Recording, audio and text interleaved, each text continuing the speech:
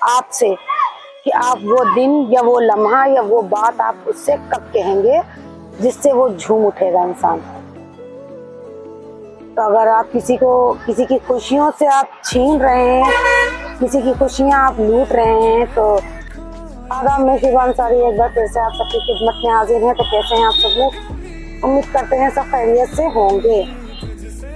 तो आज बहुत सारी बातें कही हैं। आज मुझे कहीं जाना था, इसलिए मैंने कई वीडियो आज ही बना दी हैं जो आपको हर रोज पोस्ट होती रहेंगी और मिलती रहेंगी।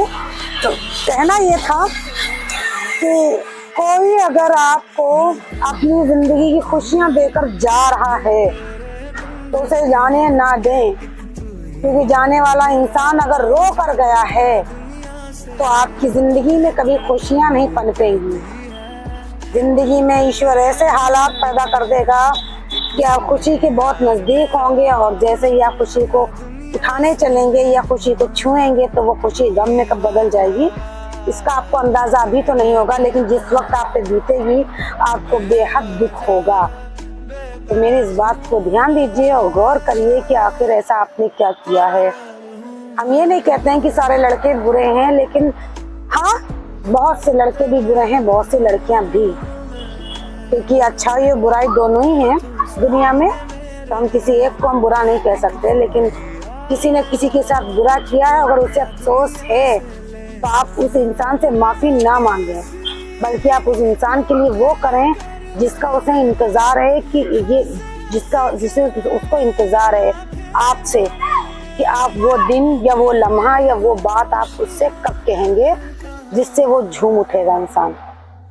तो अगर आप किसी की खुशियों से आप छीन रहे हैं, किसी की खुशियां आप लूट रहे हैं, तो याद रखिए किसी को तरसाना अच्छी बात नहीं है, क्योंकि आप इंसान हैं और जिसे तरसा रहे हैं वो भी एक इंसान है।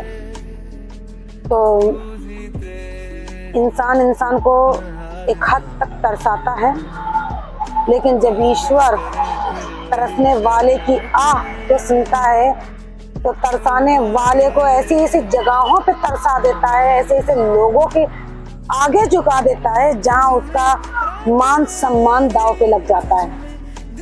फिर उस वक्त उसका मान सम्मान का कोई मोल नहीं बचता, क्योंकि उससे पहले उसने किसी का मान सम्मान छीना था, लूटा था, उसे रुसवा किया था, जलील किया था।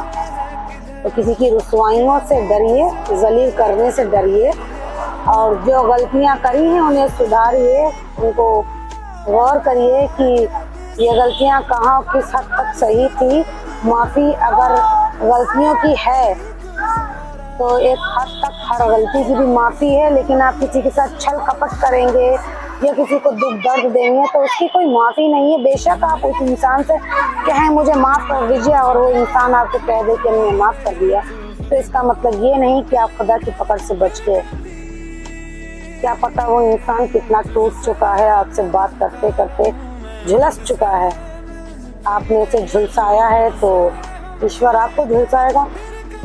बातें बहुत सी हैं कहने को, लेकिन कैसे कहें कि बहुत सारी बातें कह डाली है और भी बहुत कुछ कहना है। बहुत सी बातें सुनी है हमने, लेकिन जितना हमने इस वक्त कहा है उतना गौर करिए।